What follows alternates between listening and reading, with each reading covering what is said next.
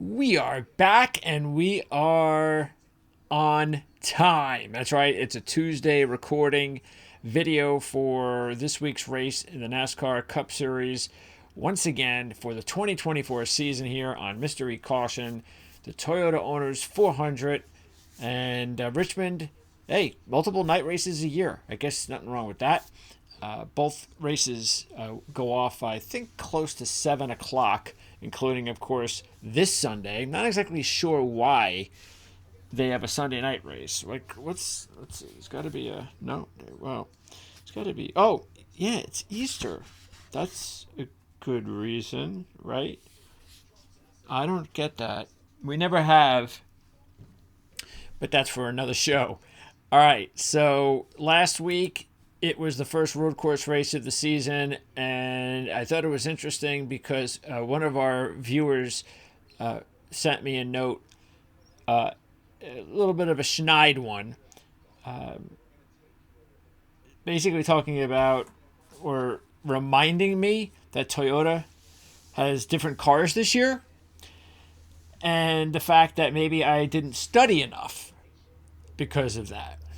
Well, I kind of responded and let it be known, like what I've said before on this channel and on Prime Sports Network when we previewed these races, especially when it comes to trends and all-time stats and things of that nature. Now, not everybody is a trend gambler, handicapper. I just happen to be. That doesn't dictate 100% of my picks, but it dictates probably a good, I'd say, 80% of what I make my picks with. I go a lot on history. And that's what we're doing on this particular show this year. Again, without a co-host right now, I figured the best thing to do is just throw out the stats, throw out the trends, and let you guys decide on your own. And I'll let you know why I'm making my picks based on the trends and stats that I'm giving you. But I thought it was important to talk about, or I just wanted to bring that up because of the fact that I think sometimes some viewers might get the wrong conclusion when they look at me and say, well, why am I not talking about or going into detail about, hey, man, Toyota's got a different car this year, and look, they've got a couple of wins the last few races, and you can talk all you want about how Chevy's been kicking ass at Coda, but come on, how do you not bring up the fact, look, it doesn't matter. I mean, look at Toyota this year. That's why that's going to mean something. So you can talk all you want about Chevy, but there's a reason. That's why the odds are low, etc. And lo and behold, what happens in the race but a Chevy wins?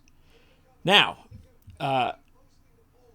there's no question that Toyota, okay, new car, they're looking better already. Great, that's great. You know, everybody's catching up to Chevy, and Toyota is off to a good start and all that. But the key was that, remember, it was a road course. It was the first road course race of the season. And that was extremely important because, as I said many times on the show last week, when you're taking a look at trying to break trends and things of that nature, you can do it.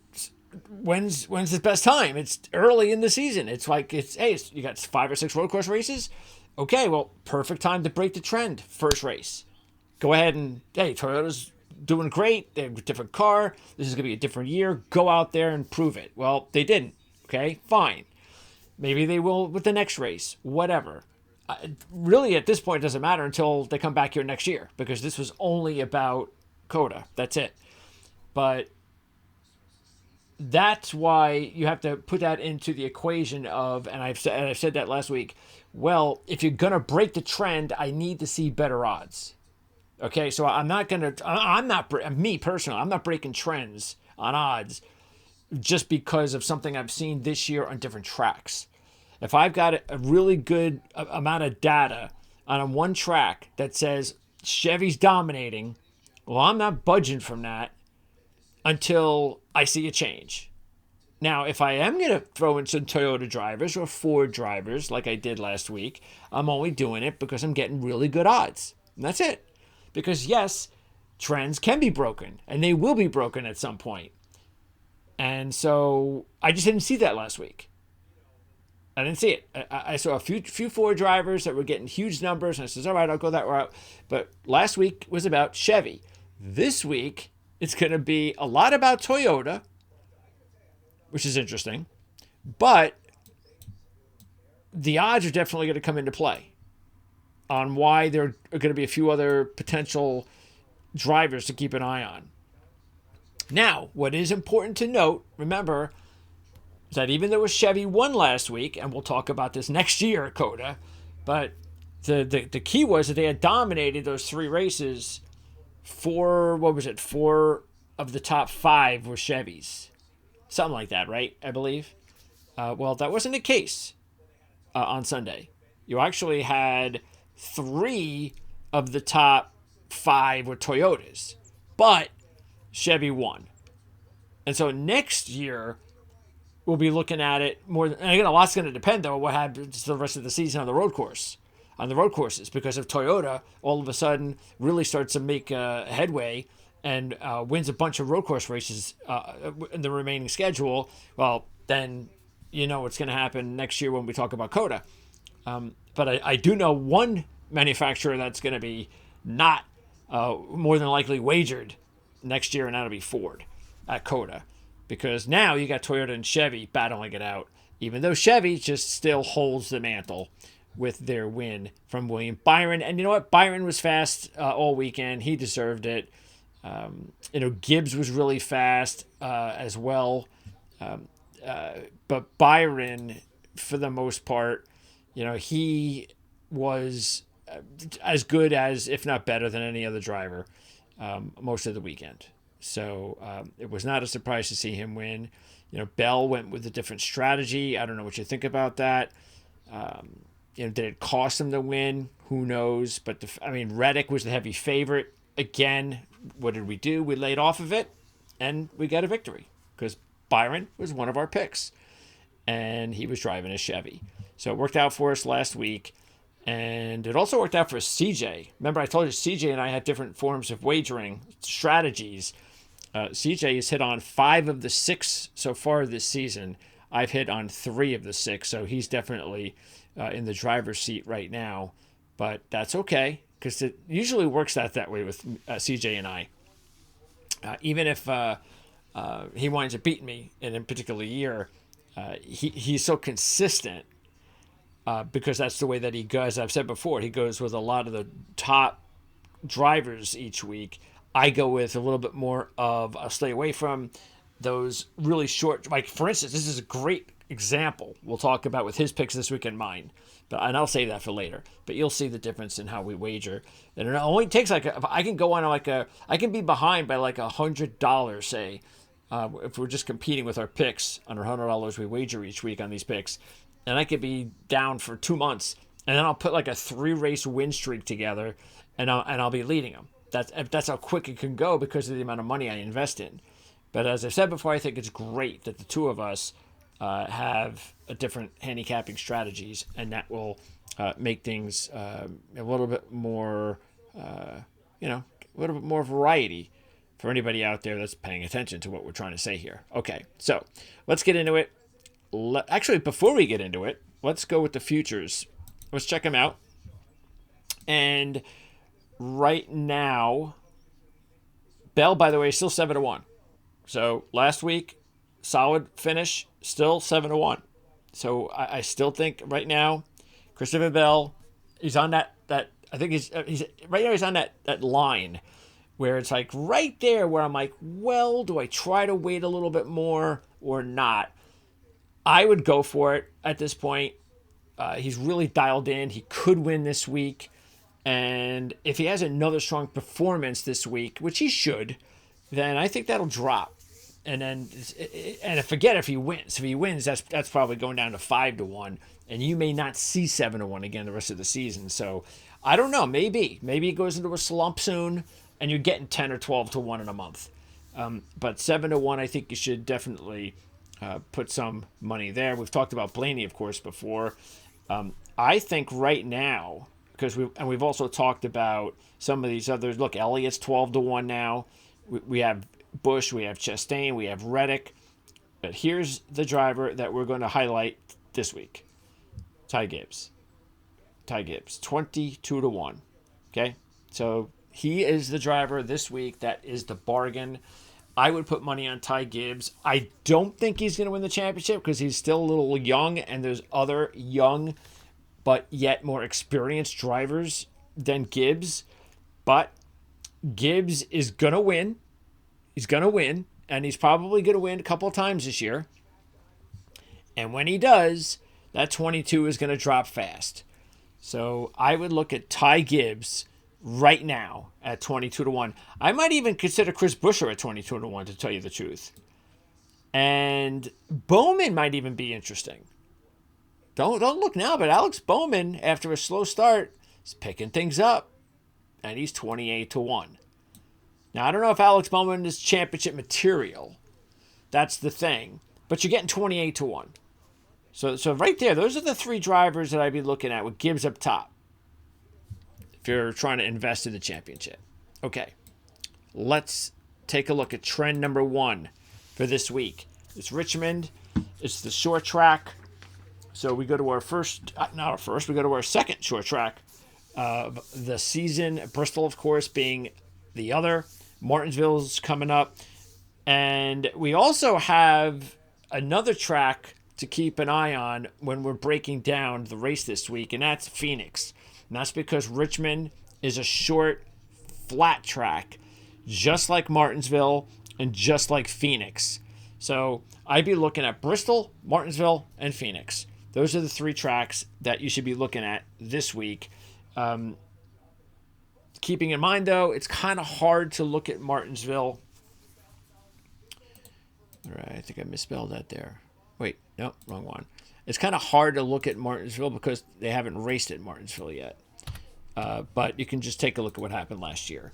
But I'm really, right now, because we're in a new year, just like I mentioned before, hey, Toyota, just like our viewer pointed out, it's a different car, so it's a different year. So I'm kind of just looking at Bristol and Phoenix, to tell you the truth, even though you should also throw in Martinsville if you would like. But I'm really just taking a look at Bristol and Phoenix since we have seen both of them this year. Next up, 8 of the last 9 winners. Now, this is a racetrack, even though it's short, qualifying does not matter that much. 8 of the last 9 winners have started outside the top 6, so outside the top 3 rows. 4 of the last 6 outside the top 12. All right. By the way, that winner back in 2018, that's Kyle Busch. We get to Busch, who historically has been pretty dominant at this racetrack. So qualifying is not going to be as big a deal as it has been so far this season in some of these other races that we've previewed. There have been 7 different race winners since Martin Truex Jr. swept in 2019. So is it going to be an 8th straight? Well, if it is an 8th straight, let's take a look at the drivers. So if you're going to go by that, and I don't, but I mean, I think it's interesting though. I mean, I'm not saying I don't always go by it, but because I think sometimes it's interesting to do that. But I don't know, the last 7, I'm not really sure that I would. I'd worry too much about it, but it is a trend. So that would be. It would have to be one of these other drivers. It can't. In other words, it cannot be Brad Keselowski, Alex Bowman, Martin Truex Jr., Denny Hamlin, Kevin Harvick, Kyle Larson, or Chris Buescher. So if you're going to go by an 8th straight different race winner at Richmond, it cannot be one of those drivers. Let's start alphabetically with, because no AJ this week, with Christopher Bell. Now, Bell is one of the co-favorites at 4 to 1. And you know what I think about 4 to 1 shots. I don't like them too much. And now, what I will do, as we did a couple weeks ago, is if I've got 3 heavy favorites, well, I'll pick one of them. And I was able to luckily do that a couple of weeks ago with Denny Hamlin. This week, we have 2. That is just that. Now, sometimes I might take one out of the 2. You go, okay, I'll do that. But I think you're either better going away from both drivers completely or take them both. Because you can take them both. Unfortunately, well, or fortunately, if you win, if you take them both, well, you better win. Because that's all you have. You got 2 drivers because you can't take anyone else. If you're going to take both of them, you can't take anyone else. You're not going to make any money. Now, if you take them both and you put $1,000 on both, then you're gonna come out ahead. You'll let's say you invest $2,000 on 2 drivers, one of them wins. Yeah, you get $4,000 back. You're up $3,000. That's not bad. Okay, that's okay. That's it's a good payday. If you have $1,000 or a few $1,000s to wager, but you get my drift. So I'm just not going to go that way, and I'll explain why. Now, Bell, he's actually not even one of my top 3 picks. He is my 4th. Matter of fact, I don't know if he's actually, I don't even think he's one of CJ's top 3 picks this week. But Bell is without question. I understand why he's a favorite, but not at 4-1 for me. He's never won here. I mean, you're getting 4-1 on a driver that's never won a race at this racetrack. I mean, come on. Stop at the 4-1. Bell, though, as you can see, excellent stats. Runner-up occurred. When did that occur?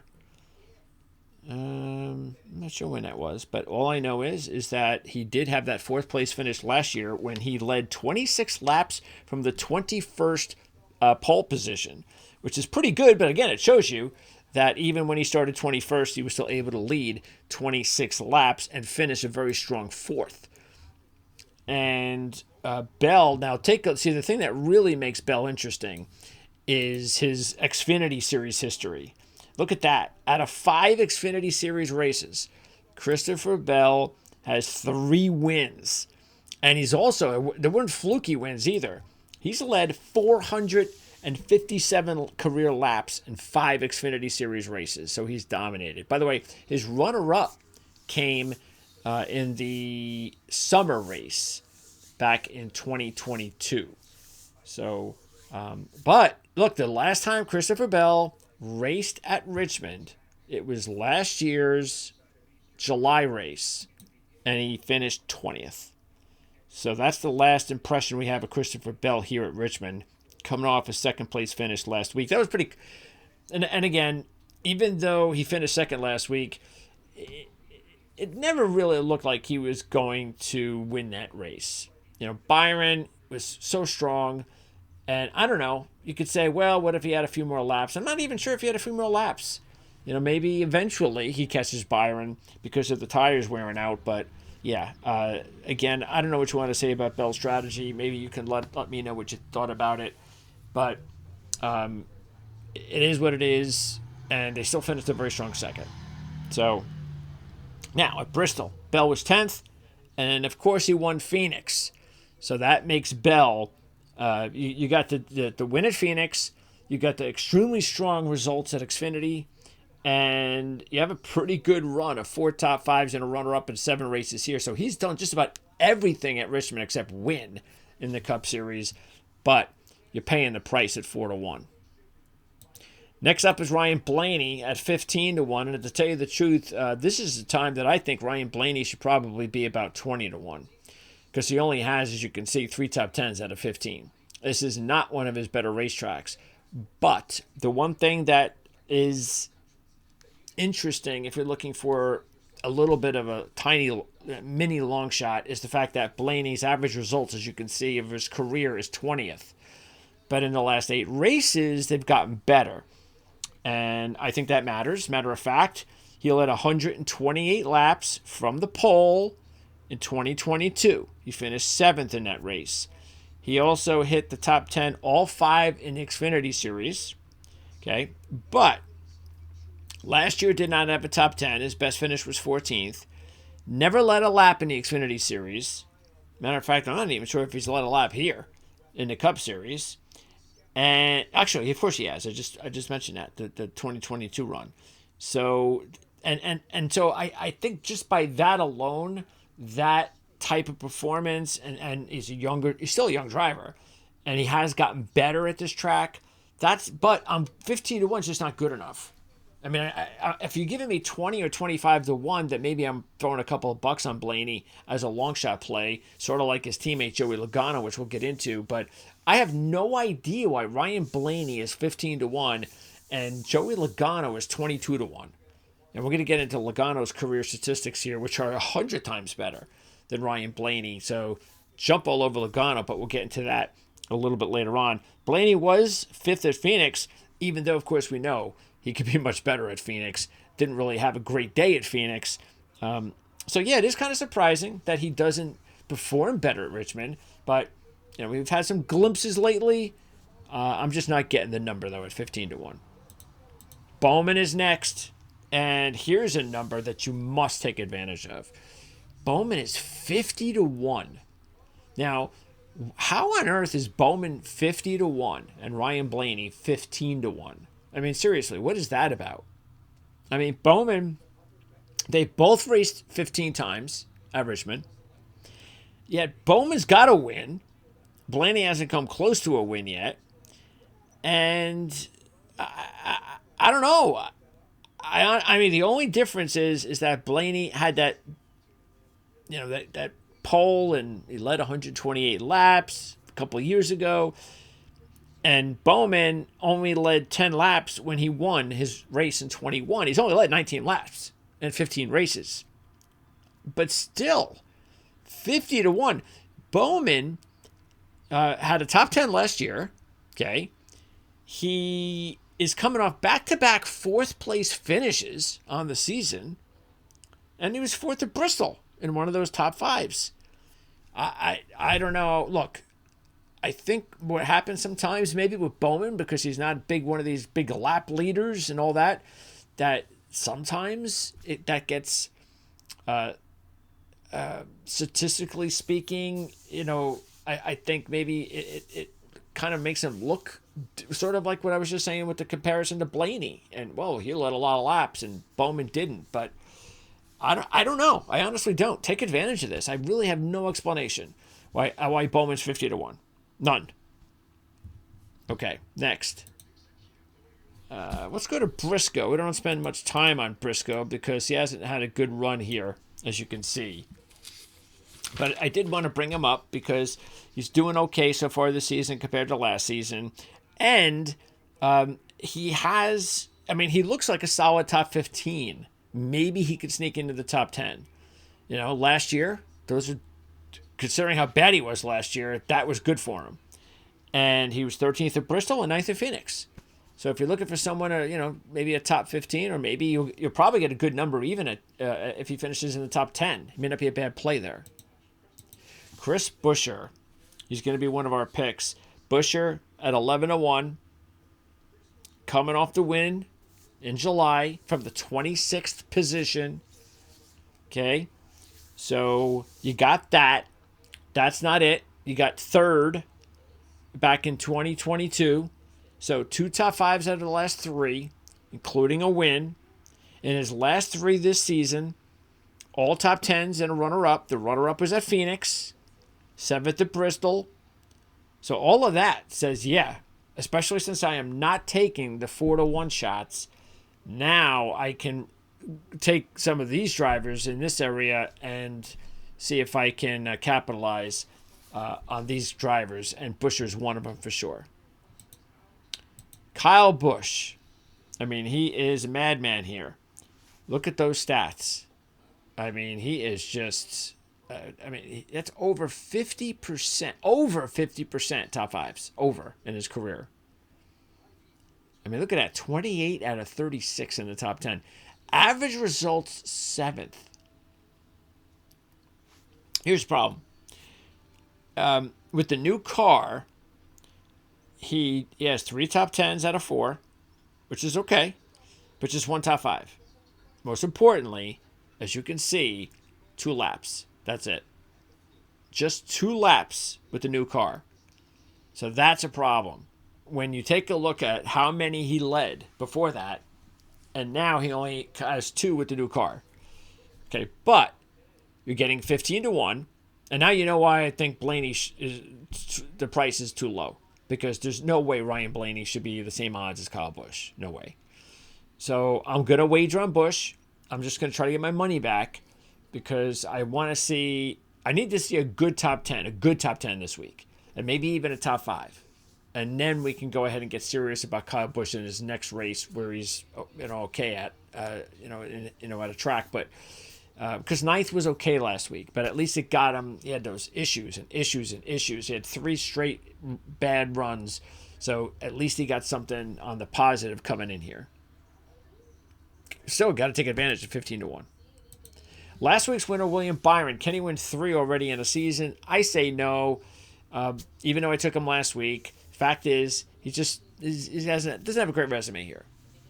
And matter of fact, to tell you the truth, I think he should be 15-1. If you're gonna have Blaney at 15-1, you should have Byron at 15-1. So I'd have Byron at 15 and Blaney at 20 or 25. Last year, yes, he did have a good run in April in this race last year, but overall, it is the results that matter, and the results have not been good. Now, Byron also led 122 laps in this race in 2022. So the interesting thing is, in this race, the April race, the last 2 years, he's led 239 combined laps. But the results just aren't there. And he's 11-1. So here's an example, another one. Buescher, 11-1. I'm getting Buescher at 11-1. Byron's 11-1. Yet Buescher's got a win. It was a strong win last year. And he also had a third place finish a couple of starts ago. And they're the same odds. That's why I am definitely on Buescher and not on Byron this week. Ross Chastain. This is a week to pass on Ross. The good thing is you're getting 20-1. That's why I had to do a double take and see if maybe it was a bargain for me, but it's just not.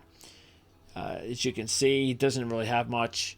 He does have the third last year, and that's it. He was 6th at Phoenix, where we expected more. He does have 3 top 5s out of his last 4 on the Xfinity Series, as you see. The only good thing is he's 20-1, but yeah, I don't know. I mean, that would be the only reason that I would. That's why I considered it, but I couldn't take him. Austin Dillon, who's not off to a good start, does have 6 career top 10s out of 19, and he was 9th in one of the races last year. He's led career 56 laps out of 19, but he's only led 1 lap in the last 6. Chase Elliott. Man, one of these weeks, we're going to get Chase Elliott. We got to hope when we do, we're getting him when he's victorious because the odds are beneficial. 17-1, but this is not the week to take him. So, history speaking, it just hasn't been all that great of a track. He's a few top 5s, as you can see, but he's only led 95 career laps, which is not much. And in the only race last year, he didn't really, have a car to remember. So, sort of like Chastain, the only good thing is he's 17-1. But unlike Chastain, Chase just hasn't shown anything yet. He hasn't led. I don't even know if he's on a lap yet this year. All right, Ty Gibbs, 8-1. Now, what bothers me the most about Gibbs here is the obvious, and those are the odds. Now, let's talk about.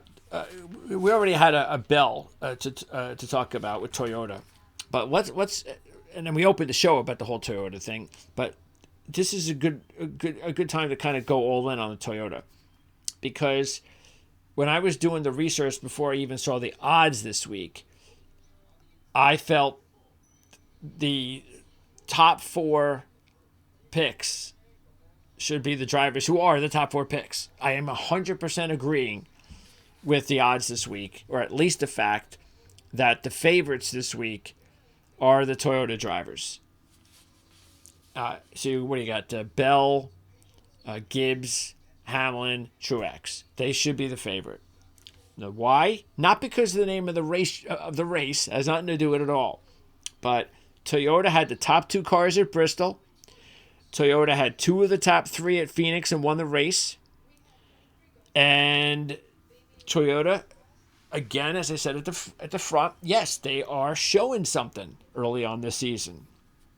So I felt that along with the stats of those drivers, not Gibbs, okay? Because that's the reason why I don't know about 8-1, but Truex, Hamlin, and Bell, especially Hamlin and Truex. I mean, Hamlin and Truex have tremendous histories here. Bell, really good little history without a win yet, and Gibbs, less so, which is why you're getting double the money. But still, I'd rather take Gibbs than Bell because I'm getting double the money. And I am taking him this week. And we also know that he is close to winning, and maybe this is the week to do it. So, look, the 3 Cup races don't tell me anything that I'd be interested in. Why would I interested? What that tells me nothing about 8-1. But he's got an Xfinity Series win, and we know, based on what we've seen so far this year with Gibbs, like I said, that he is really close to getting it done. He was 9th at Bristol, led 137 laps.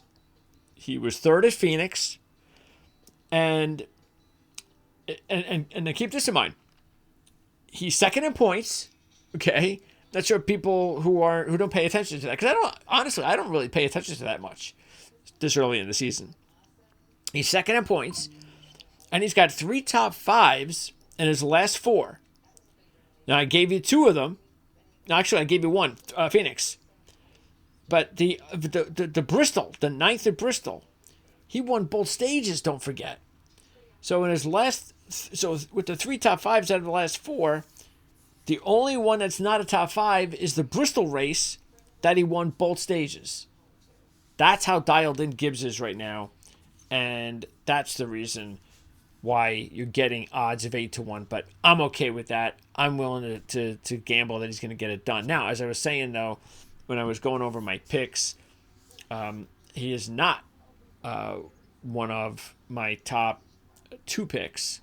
Matter of fact, I think I have him. What did I say? I have him 3rd or 4th, and that's only because of the odds of 8-1. I wish I was getting 10-1, 11-1, but I understand why the odds are what they are. Everybody's hot on this kid now. You know what? 8-1. It's better than 4-1. That's for sure. All right. Let's now go to the next driver. His team. This is what I'm talking about. Look at that, Denny Hamlin. Now that's big time. 18 top 5s. Just like Kyle. Look at that. Over 50% of the top 5. He's got 4 wins. Look at that other line. 13 of the last 16, he has finished in the top 6 with 3 runner-ups and 2 wins. He's got the average career result of 8.5 at this track.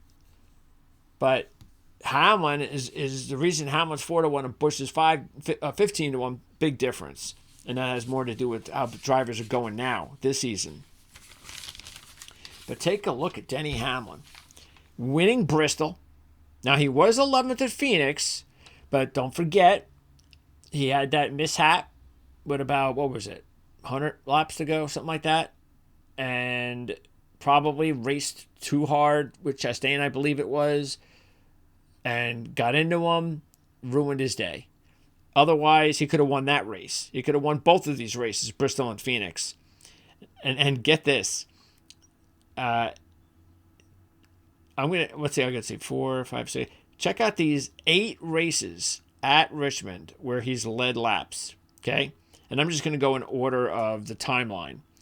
He has led 197 laps, one race, 207 laps, another race, 189, 202, 251, 299, 148, and 381 laps. I mean, that's 8 separate times where he has just had a really good car at Richmond over his career. And the way the start he's gotten off to, why wouldn't I think that he's going to be the driver of the beat? Except that I have a driver that I am going to take over Denny Hamlin. We'll get into it in just a little bit. But yes, if I'm taking, do I take Hamlin? Do I take Bell? Do I split it up? If I did, I would definitely take Hamlin, just based on that history, because again, Bell just has never won here yet. But I just didn't feel like I wanted to go down that road, which is why I took neither of them. Okay.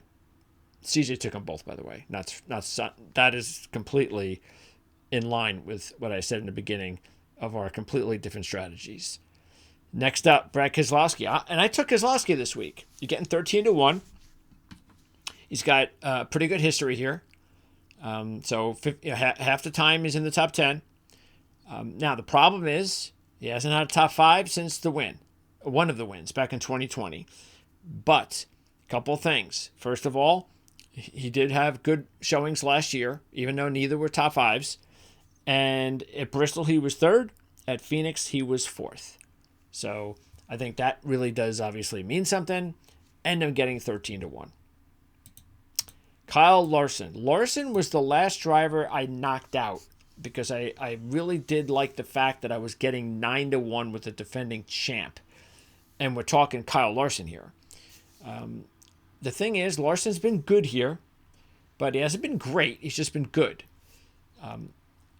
But I've seen Larson, I've seen his odds be 6-1 in these situations. But I think the difference is you've got these other drivers, the Toyotas, that are just hogging everything up.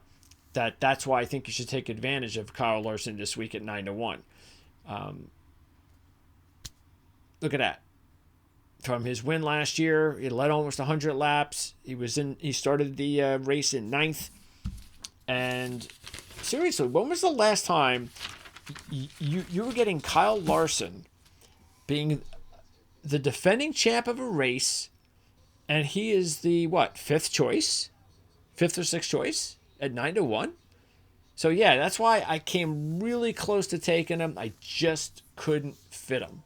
I came close. And look, this is a good time to bring this up. I've talked up Toyota in this particular race, and understandably so. They should be talked up. But you have to take advantage of these other non-Toyota drivers, because it's almost like, even though I completely agree with the odds and the fact that Toyota has the top 4 drivers in this race, as far as the odds at this point, before qualifying, of course, I still think you should take advantage of these other drivers, because Toyota, this is all about what they've done this year. It's sort of like what we were talking about last week. They have to do it first. We're going all in on Toyota, but they haven't won here this year at this particular track. So, and again, they're better. So you would think, hey, they got a good history here. They got some of these drivers that have good histories here. They're even better this year, so it's a no-brainer, right? That's why you agree. It should be the manufacturer to beat, definitely. But Toyota has not won a race here in the last 3. So it's not like, hey, Toyota, they've won 4 of the last 5 trips here, and they have all this other good stuff. So there is a little bit of a glitch in the stats that opens up possibilities for Ford and Chevy drivers, because Ford and Chevy drivers have won here the last 3 visits. Toyota has not. And Larson might be one of those drivers, a non-Toyota driver, that could take advantage of it. Joey Logano. Now, here is the best long shot play of the week. CJ and I both agree. I have Bowman in as well. Wow. Look at that. 22-1. And that's all based on the season he's having. But come on. I mean, we know Joey Logano is capable of turning it on. Look at that. Look at those stats. Even recently, look at that. 16 of the last 19 are top 10s. And 11 of those are top 5s. Couple wins. The 651 laps he's led in that stretch, that's it. That's all he has. So the first 10 races here, I believe it was, he did not lead a lap. All 651 have come in the last 19, and he's 22-1. And last year, okay, he finished 4th and 7th. So I don't know. The only reason he's 22-1 is because of how he's racing. And I'm sorry, but that's not good enough. Now, if he was in a really big slump and he had not had maybe even a top 15 this year, well, that would be different. but he does have an 11th last week and a 9th a few races back. And this is Joey Logano, man. This is a champion a couple years ago. What are we talking about here? 22-1? Here's a nice long shot. Now, this is the one long shot that I'm not going to invest a lot in, but hey, you know what? He's 90-1. I'd throw a couple bucks on McDowell. Why not? And that's because I'm only looking at his recent history, which is all you should do with McDowell. Last year, he finished 6th. And that's his only top 10. He was 11th at Bristol, and he was 8th at Phoenix. All right. Now, maybe he gets lucky. He's having a pretty decent night, and he winds up in a good position, and I'm getting 90-1. So, yeah, like I said, I'm not liking him like Logano and Bowman, but I think he's worth a buck or two. Reddick, 15-1. Now, Reddick, same thing, sort of like Chastain. Okay, 15-1, 20-1. All right, so what should I consider him? Well, the only thing, though, is why I probably would go with Chastain and get a little bit better odds, because he's never had a top 10. But, as you can see, the last time he was here, he had his best race. He was on the pole, and he led 81 laps. So, and by the way, the other race in April last year, he started 5th. But he hasn't shown me anything at the 2 racetracks that are the most important, Bristol and Phoenix. If he showed me something there, I might have taken him. But that's killer for me right there. He is driving a Toyota though, so we'll see. But I just at this point I think I needed a little bit more than 15-1. Here is the last of the best drivers who actually happens to be my favorite this week. This is the one that I am going with the most, Martin Truex Jr.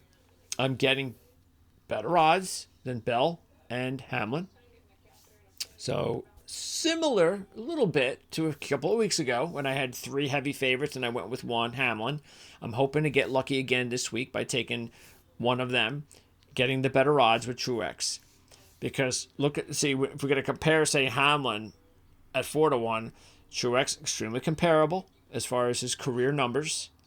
And even lately, look at that, 12 top 12s out of 14, 8 of those top 5s. That's over 50% since the last, 7 years he's been here. He's been in the top 5 with 3 wins. And during that stretch, he's led over 1,300 laps. Now, what really put it over the top for me as my top pick this week, 2nd at Bristol, led 54 laps. Remember, he took the lead over Denny late, and then it was they were getting into the traffic. Look, Hamlin was the better driver, and he proved it down that last 50-lap run, whatever it was. But Truex took the lead a couple of times, very, very short leads, but he scared Hamlin and was not able to beat him, but he was right there. And then Phoenix, when he finished 7th, remember that was just bad luck because he needed one more caution. If he got a caution, I think he wins the race. He was leading, and he was out of sequence. By the time he got back into the top 10, it was too late. And I'm not saying he was the best car, but he had a good car, and he just needed a little luck. He didn't get it. So that was another strong performance at Phoenix. And then so you have the 2 similar tracks. That's strong. By the way, he's led 56 or more laps in 10 of the last 14 races. And he's led 80 or more in 9 of the last 14 races. The only, if you want to call it negative, is his last 3 races, 7th, 11th, and 7th. So no top 5s. That's the new car. And 74 laps led, which is, and again, that's combined. So that's the only thing but that to me goes away with the performance of Bristol and Phoenix this year. And I'm getting a couple more points. I'm getting 6-1 on Truex instead of 4-1. Bubba Wallace, I just wanted to show him because, look, 22.5, that's bad. But the good thing is he led 80 laps in July, finishing 12th, which I believe might have been his best finish. So that's the only reason why I think it's worth popping Bubba Wallace up there at 35-1. All right, let's go with the picks. There they are. So as you can see, like I said, CJ is going not only with Bell and Hamlin, but he's also going with Truex and Gibbs. He's going all Toyota. He's not screwing around. He's like, all right, if I win, I can go 6 for 7. I'm getting my money back, basically. Well, actually, if he wins this week, he could, he'd make $20 or something like that. And there's his top 3: Hamlin, Bell. He does have Larson there. So even though he's going with the top 4, the top 4 odds drivers, including all Toyotas, he is going with Larson as one of his top 3. For me, again, I'm going Truex, Hamlin, then Bell. Gibbs was actually the driver that made it 4th out of the 3. And that is just, even though I'm getting better odds, the top 3, that's not necessarily the odds. That's just who do I think are the top drivers, okay, and this week. And I'm going, and so historically, you have to say it's Truex and Hamlin. You just have to. Bell is in there just because of how he's doing recently. But again, he hasn't won here yet. And then the 2 long shots. So those are the picks for this week's race. And that is the preview for the Toyota Owners 400. We'll get a little bit of a night. Well, we do get a legitimate night race on Sunday. So, hey, why not, right? And then what do we got to look forward to after Richmond? What do we have? We have Martinsville. There you go. Martinsville's coming up after that. We have Talladega in a few weeks. That's the interesting race on the 21st. And, but yeah, Martinsville. So we're going to go back to back on the short tracks. So this will make things interesting and a lot easier for us to handicap. We'll be able to take a look at this race. We'll be able to take a look at Bristol, and we'll be able to take a look at Phoenix since Martinsville is a flat track. So, hey, you know what? You might not even need to watch. I shouldn't even say this, right? I want you to come back, but you might not even have to watch me next week because everything is going to be the same. As far as we're going to take a look at Phoenix, we're going to take a look at Bristol. We're going to take a look at this race coming up on Sunday night, and that's going to have a lot to do with it. So, of course, we're going to bring you the Martinsville stats, though. So we are going to do that, and then we'll see what happens on Sunday night. So that'll wrap it up. Let me know what you guys think. Welcome all your questions and comments. Don't forget, this is important. Come on, guys. You got to subscribe. We have a lot more viewers than we have subscribers. And we are talking behind the scenes. I think I've mentioned this before. We have a new editor on board. So we're getting close to working him into the channels. And we just have a lot of things that we're thinking about, a lot of different changes, because Eric's schedule has just gotten so busy that he was unable to join us so far this year. And that has thrown the proverbial monkey in the wrench of our plans for this channel. And so we're thinking about a lot of other different things to do to compensate. So we're gonna we're working on a plan, and we'll let you know what that plan is in the next couple of weeks. But and it might change a few things that we're doing. But one way or another, you'll know where to find us. It'll either be here or it'll be on Prime Sports Network. So thanks for tuning in. Again, let me know what's on your mind. If you have any questions or comments, best of luck on Sunday night. Happy Easter. We'll see you next week.